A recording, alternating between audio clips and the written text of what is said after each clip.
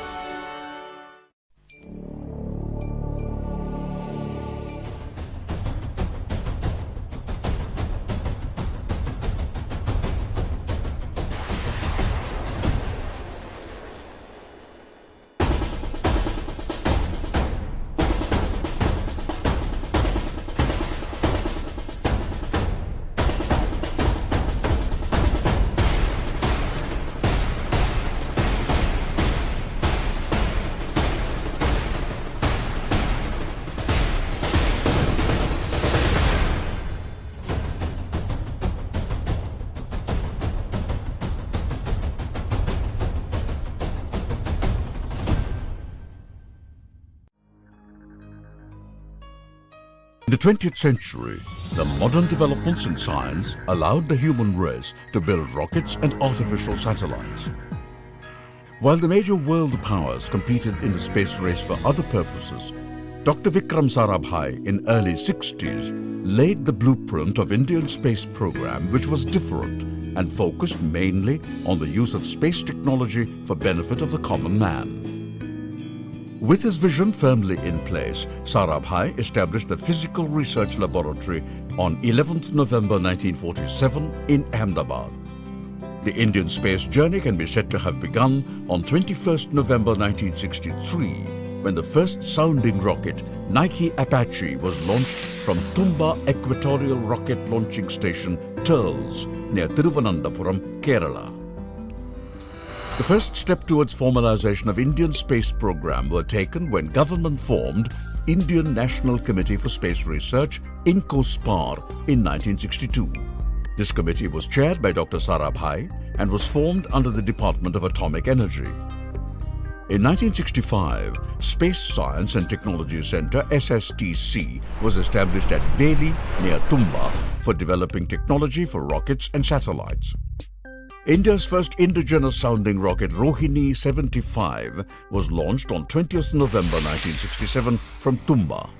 Also in 1967, the first experimental satellite communication earth station ESCES was set up and operationalized in Ahmedabad. Indian Space Research Organisation was established on August 15, 1969 with Dr. Sarabhai as its first chairman. While the development of the required technologies was started and continued in India, a suitable location for eastward launching of the rockets was needed. Dr. Sarabhai's team zeroed in on a pear-shaped Sriharikota island in Andhra Pradesh.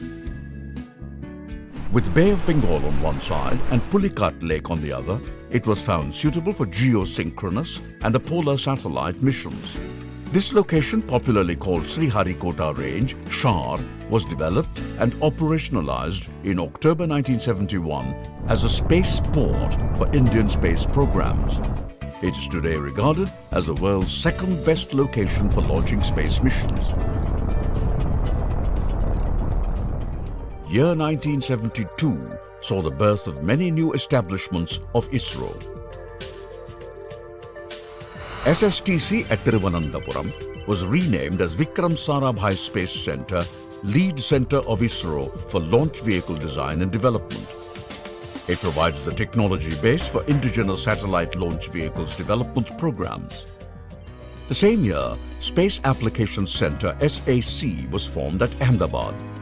The centre designs and realizes all the payloads of our satellites and their applications for national development and societal benefits.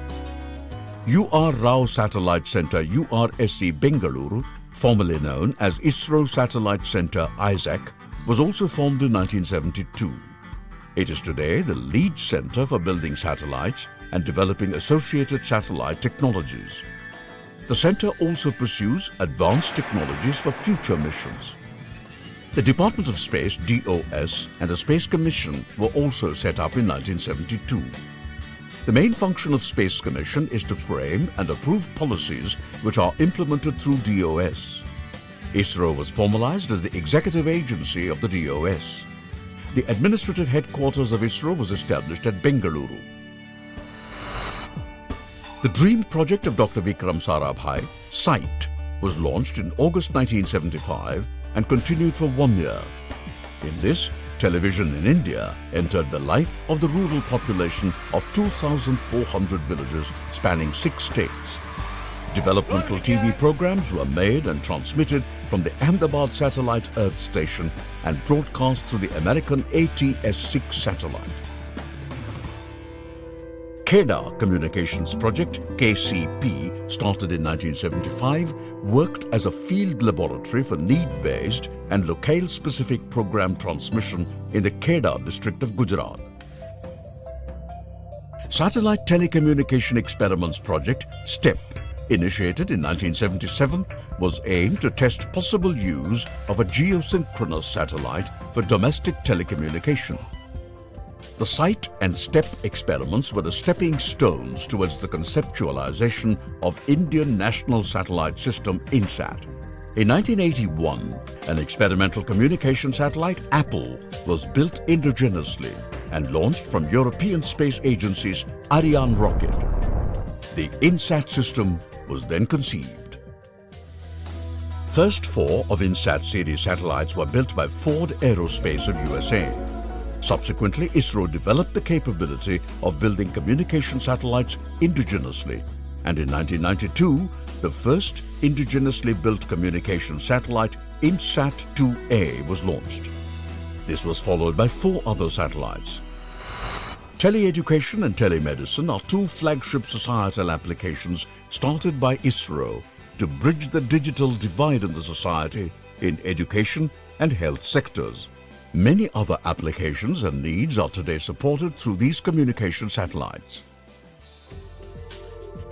Today, India has the largest domestic fleet of advanced communication satellites, which also includes the latest and modern high-throughput spot beam satellites like GSAT-11, GSAT-19 and GSAT-29. A major milestone in the journey of Indian space program was achieved in 1980 with the first successful flight of indigenous launch vehicle SLV-3, having a capability to place 40 kilograms payload into the low Earth orbit.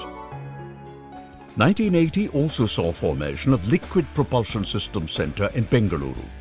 LPSC is today a major centre for development of liquid propulsion technology. Development of Vikram A. Sarabhai Vikas liquid fuel engine was successfully developed by ISRO in 1988.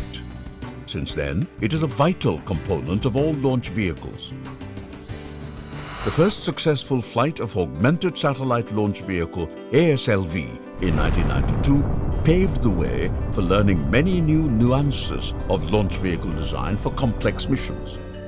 This path led to realization of workhorse, ever-reliable launch vehicle, the Polar Satellite Launch Vehicle PSLV in 1994, when it successfully placed IRS-P2 in orbit.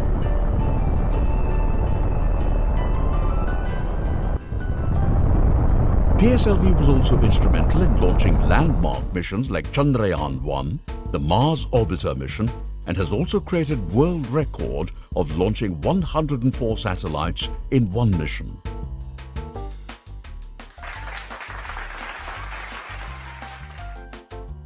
As a result of focused efforts, ISRO succeeded in developing C-12 cryogenic upper stage, and the first successful flight of GSLV Mark II with indigenous cryogenic stage took place in January 2014 when GSLV D5 launched GSAT-14 satellite. GSLV is now an operational vehicle capable of launching 2-ton class of satellites into geostationary transfer orbit. GSLV Mark III D1, the first development flight of GSLV Mark III with indigenous C-25 cryogenic upper stage, took place in June 2017. The vehicle launched 3,136 kg GSAT-19 spacecraft successfully to GTO. Launched successfully on 22nd October 2008, the grand success of India's first lunar mission Chandrayaan-1 caught the attention worldwide, and we began to be counted as a major player in space exploration.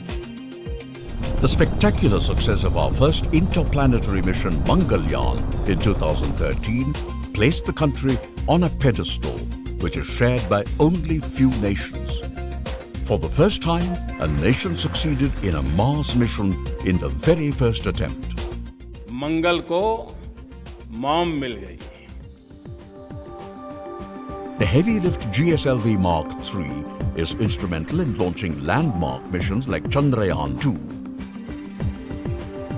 Chandrayaan-2 is the next leap in technology as we attempt to soft land close to South Pole of Moon.